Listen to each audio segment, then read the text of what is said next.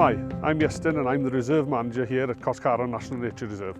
Cors Caron is an ancient site, over 12,000 years in the making. Here at Cors Caron, we've got peat depths of between 8 and 10 metres, and it takes roughly 1,000 years to create 1 metre of peat.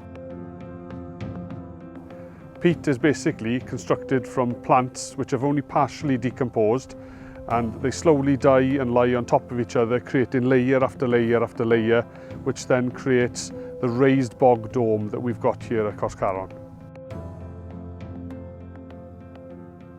Rainfall is crucial for bogs, and it's essential that it keeps a high water table to ensure that the bog habitat is at its best.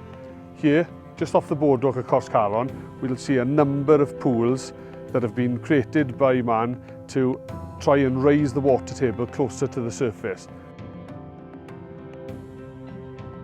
Ideally, we would have the water table within 5 centimetres of the surface. In these pools, you'll see the different coloured bog mosses or sphagnum that grow along the edges, and that's the building blocks for bogs. The River Teifi runs through the centre of the reserve. It starts in the hills above Tregaron and makes its way down slowly then to the coast in Cardigan.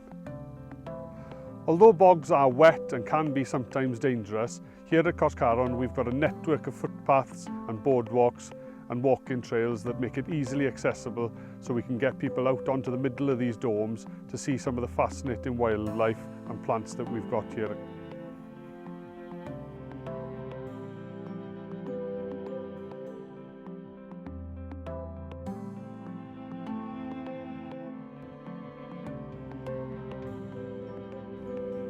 Visitors to the site may be lucky enough to see otters dipping from pools along the boardwalk, especially if you come here early enough.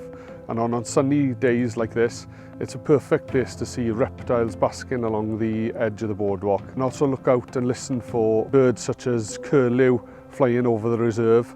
Also keep an eye out low down on the ground for species like sundew, which are specialist plants to sites like Cors Caron, where they have to catch insects to be able to survive on the harsh conditions on this bog.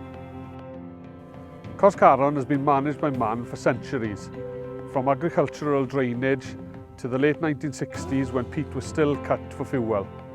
And the site continues to be managed, but now in a positive way. For the past 50 plus years, we have been actively restoring the raised bog domes through scrub removal, raising the water table and blocking ditches. With the effects of climate change becoming more apparent, it's now vital to manage these fantastic bog sites.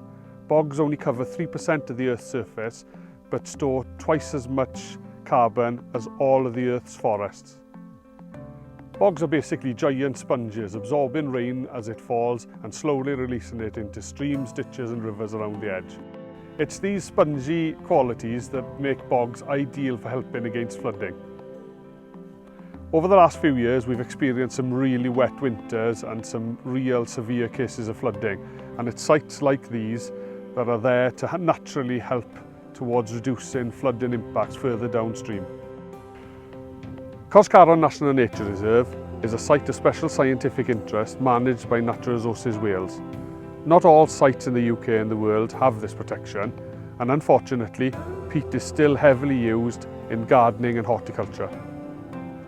When you're buying your compost, it's actually quite easy to check that what you're buying doesn't have any peat in it. Most of the time, the bags will have peat-free written quite prominently on them because it's quite a good selling point. So as long as your compost says peat-free on the front of it, then it's quite safe to use. Gardening uses 2 to 3 million cubic metres of peat each year, which is the equivalent to the volume of the O2 Arena in London. As you make small day-to-day changes to your life, we hope that you can join us in conserving these rare special habitats across the world.